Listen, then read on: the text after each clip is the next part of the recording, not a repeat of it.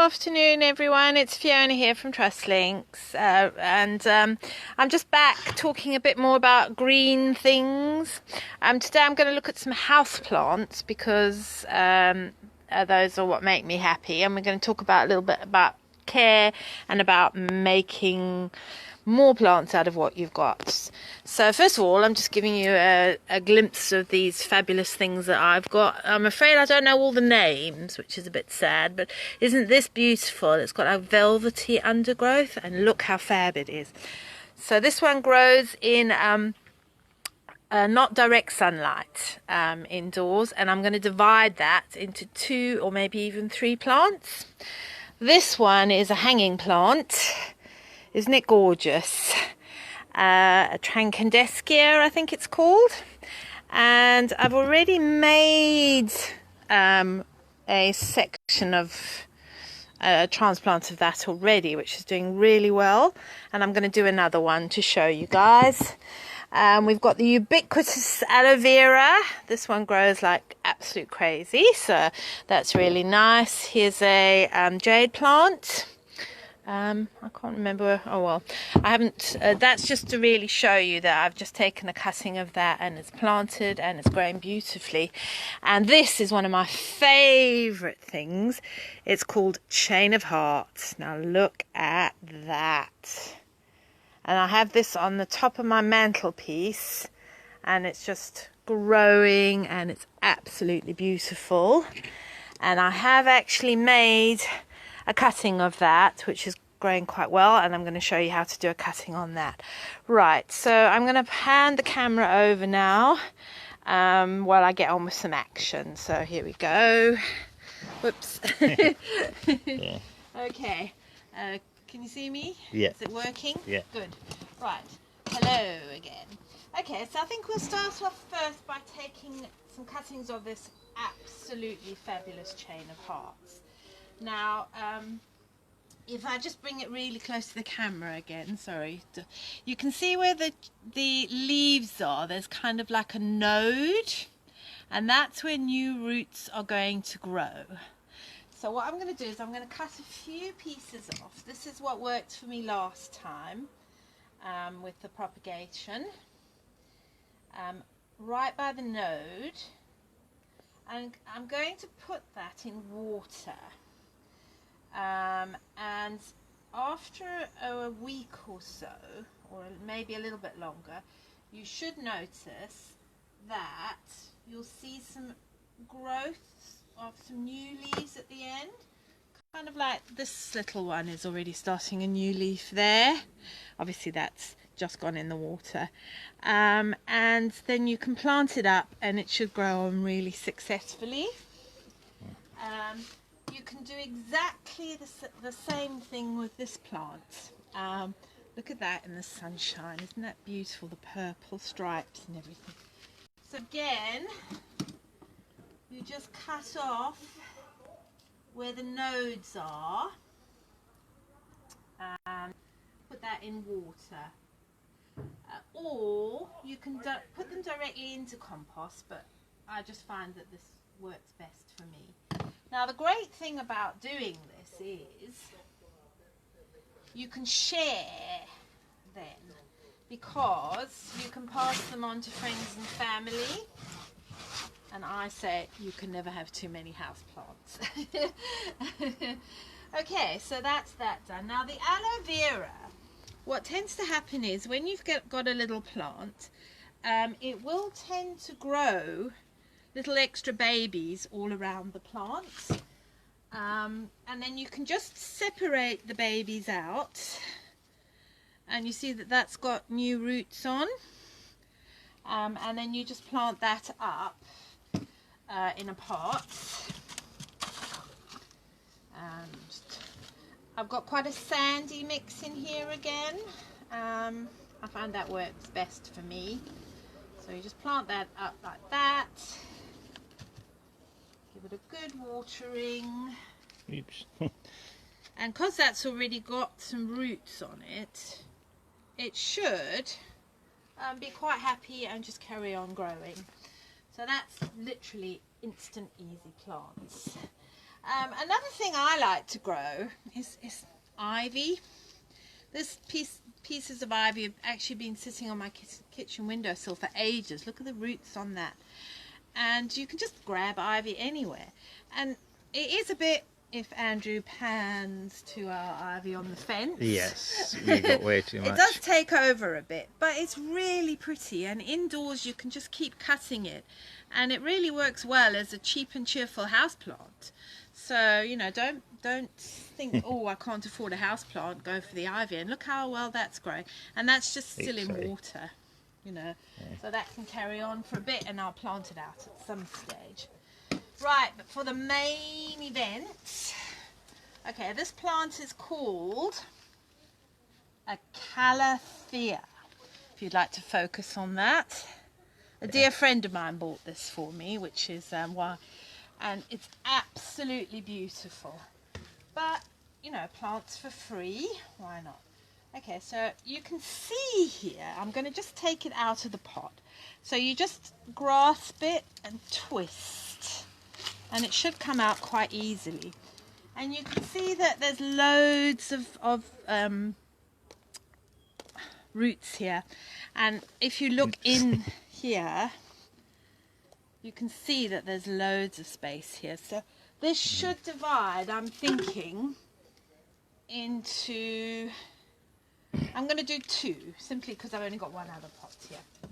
Okay, so it looks quite brutal, but it works, and it's actually good for the plant because it doesn't get root bound. So you take if you haven't got one of these, you can just take a bread knife. In fact, I might actually use a bread knife, but anyway. Right. So, did you hear that crunch?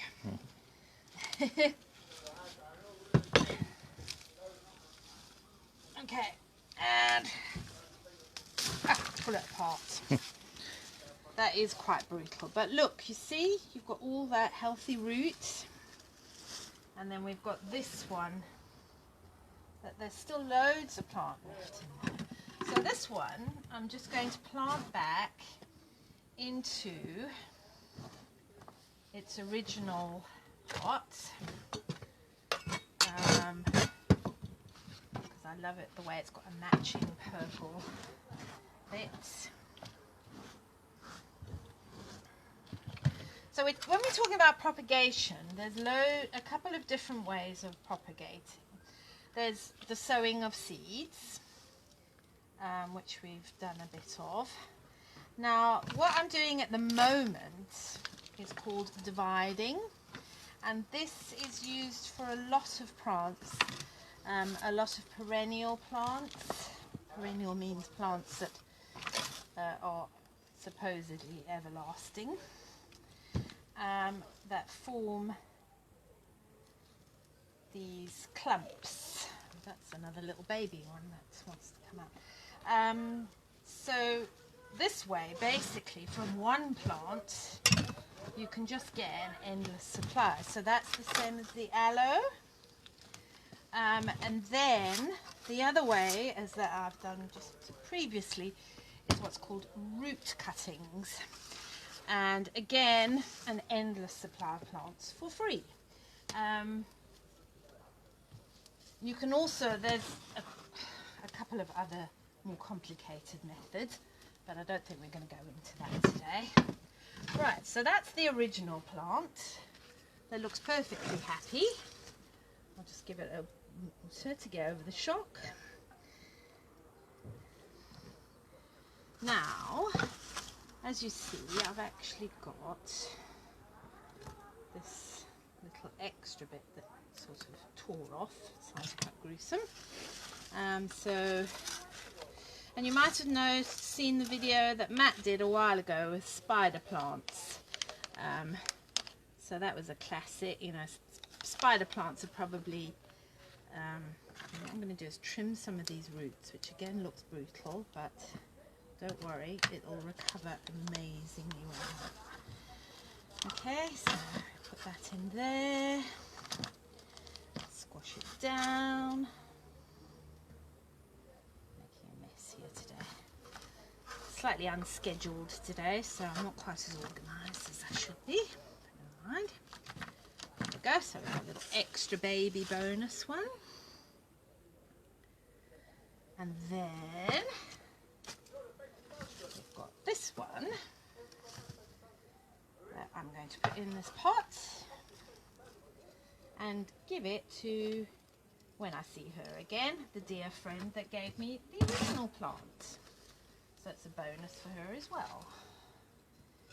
So everybody wins. Now you see that I'm slightly struggling to get those roots into this pot because it's a little bit smaller. So I'm just trimming the roots. It looks brutal, but it's fine. The plant will survive. Good. Okay, so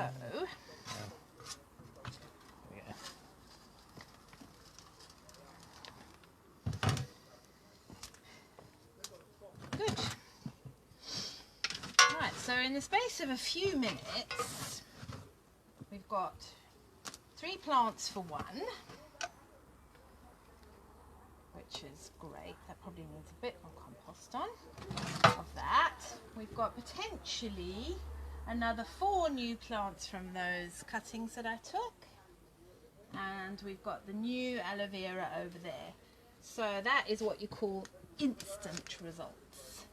And you know, the joy is, even if you haven't got a garden, there's been a huge interest in houseplants, and really there's loads of advice online. So if you're not sure, just look up your plant. There's even some plant finder apps, so even if you don't know what plant it is, you can look up it online and give it a go. That's what I always say. Just give it a go. The worst you can do is maybe have a slight accident with your plants, but most of the time they are incredibly resilient and they survive. Now, care of houseplants. The biggest, worst thing you can do is overwater. And I have lost many houseplants over the years. When a plant is thirsty, it will tell you. The leaves will start drooping. It will just look miserable. So if you are worried about overwatering, rather wait till then. Otherwise, a rule of thumb is once a week, but check the soil first. So if the soil still feels damp, don't give it any water. If it feels dry, just put your finger in a little bit further, because sometimes the surface of the soil may be dry, but underneath it will still be wet. But if you overwater, the plant is just going to die. It's not going to be happy. Some plants, like this chain of hearts, my pride and joy, that only needs about a teaspoonful of water. It really doesn't need a lot at all. So just under rather than over water, and test every time until you're sure what your plant's like. Probably even more important than watering is actually misting. So I've just got a recycled bottle here. It's got a tiny drop of dishwashing liquid in. You can see it's a bit foamy there. And that is to keep like bugs off, because I had a big problem with these sort of flying black things. And misting the plant helps to keep the humidity. Now, a lot of these indoor plants come from areas with quite high humidity, so they like a misting, and that is probably more important than watering.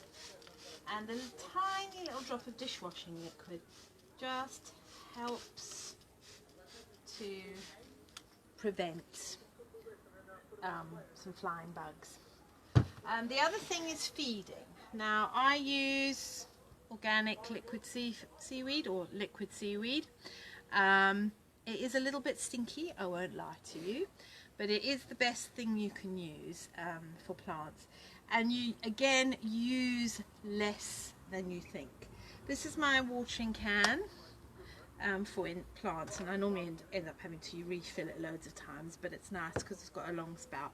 And for that, I would put literally that much. So about a quarter or even less than a quarter of a capful in that. So it's about every 2 weeks, and really not too much, because if you put too much in, what will happen is you'll just get all this lush, flabby green growth, and it won't be healthy. It'll be susceptible to bugs, and the plant will probably end up just collapsing. So a tiny dropful of it, and then just in with your watering, and about once every 2 weeks. I actually fed all my plants this morning, so they're okay, but I'll use this liquid in some of my outdoor plants. Anyone watching? Any comments? Any questions? Shall I have a look? Let's see. Chris, hi Georgia, hello Crystal. Anyone got any questions? Maybe. Sorry, the scruffy part of the garden there. Has anyone got any questions about any house plants that you might think of or might want to know? Doesn't look like anything. So Sarah's watching, and Julie lost her spoofer. Oh, I wonder what that is. Interesting. What's your spoofer, Julie?